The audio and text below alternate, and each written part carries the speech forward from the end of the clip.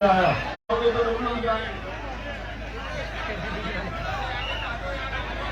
आपके उत्साह को समझता हूं।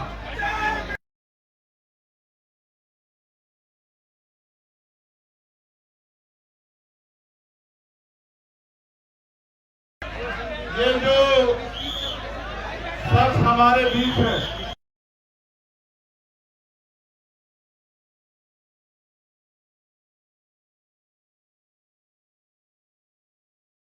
इस देश के लिए कई महत्वपूर्ण लड़ाई, लोगों को जगाने के लिए, लोगों को उनके अधिकार के प्रति जागरूक करने के लिए हम लोगों ने लड़के देखा।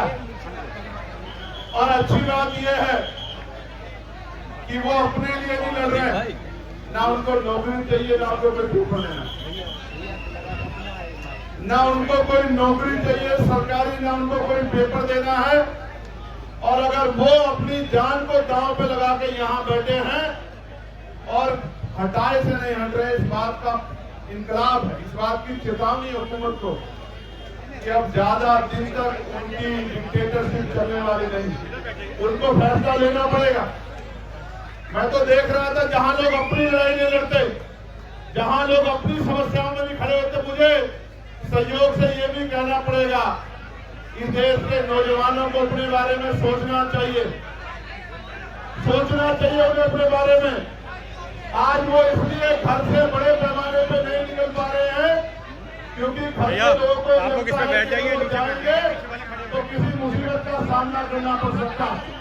अगर आप अपनी लड़ाई अपने आप नहीं लड़ोगे तो आपकी लड़ाई कौन लड़ेगा।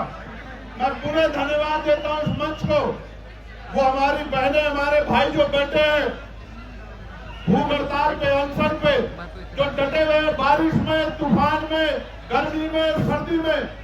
और मैं खुद आंदोलनकारी, मैं जानता हूं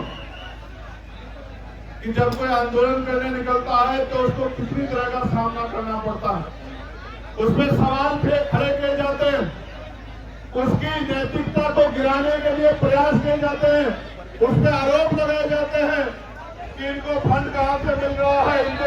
प्यारे साथियों, मैं तो खुद एनएसए में रहा 16 महीने के लिए जेल में और निर्दोष होते हुए रहा। उसके बाद दिल्ली कई बार यहाँ प्रदर्शन करने आया तो रास्ते रोकने गए, बैरिकेडिंग लगा दी गई, बड़े बड़े पुलिस ने साइन बोर्ड खड़े करके तमाम तरह के प्रयास किए, डिटेन किए गए। लेकिन जब कोई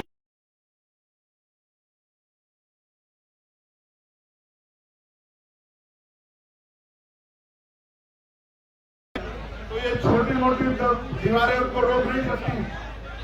तो कई बार संघर्ष करने के बाद और जब इससे भी काम नहीं चला तो गोली भी खानी पड़ी। लेकिन मैं जिम्मेदारी से कह सकता हूं, ये मुल्क हमारा, ये देश हमारा, हम इस देश के नागरिक हैं।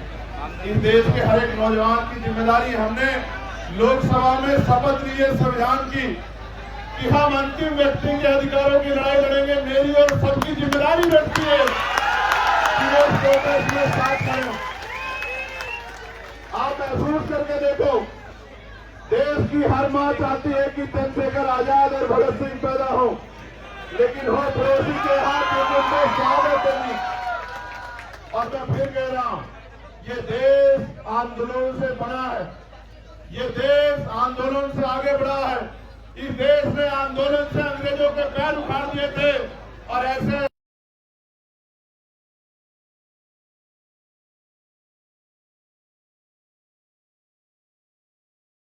सबके पैर भी ऐसे ऐसे आंदोलन उखाड़ देंगे। और मैंने देखा इस तरपाल के लिए पैर पकड़ने पड़े भाई, इस तरपाल के लिए पैर पकड़ने पड़े।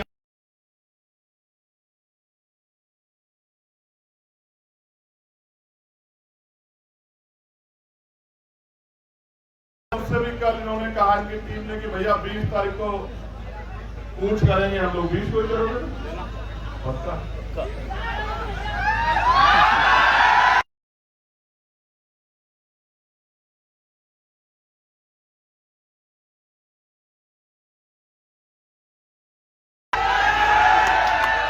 मैं 20 तारीख को आता, मेरा भरोसा करो, मैं 20 तारीख तारीख को याद था, मैंने किसी को कहा भी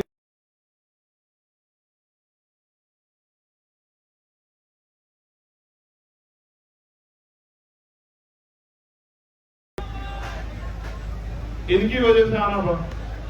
मैंने इनसे कहा कि जाओ उनसे कहो से क्या ये खलल डाल रहे, तो आप कुर्सी छोड़ के नहीं देते सर।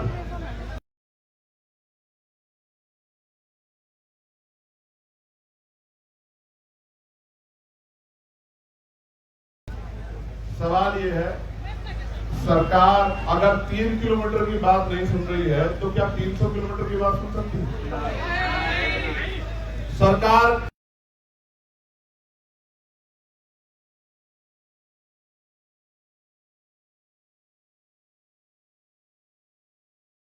ये लोगों ने कितने दिन याद करेंगे, और ये सच भी है, ये सच भी है। मैं बहुत कड़वी बात कह रहा हूं, जिनके बच्चों के लिए यहां लड़ा जा रहा है,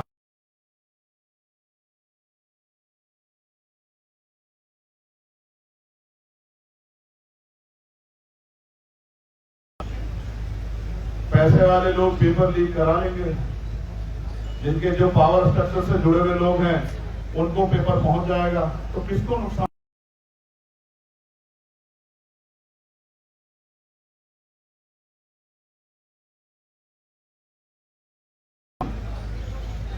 मैं तो उन बहादुर बहनों का भी धन्यवाद करता हूं, उनके हौसले का भी धन्यवाद करता हूं जो डटी।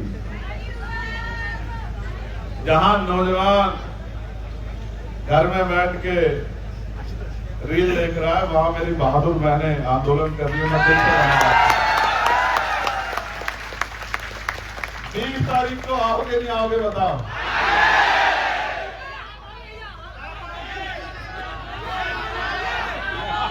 देखो एक चीज करे, मैं इस आंदोलन लगा है पहला, फिर ये जोश तोरस से इनको फंड्स आ रहे हैं, फिर ये CIA के एजेंट से इनको कुछ बात वहां से तो चल रहा है, अभी और रहेगा। पहले वो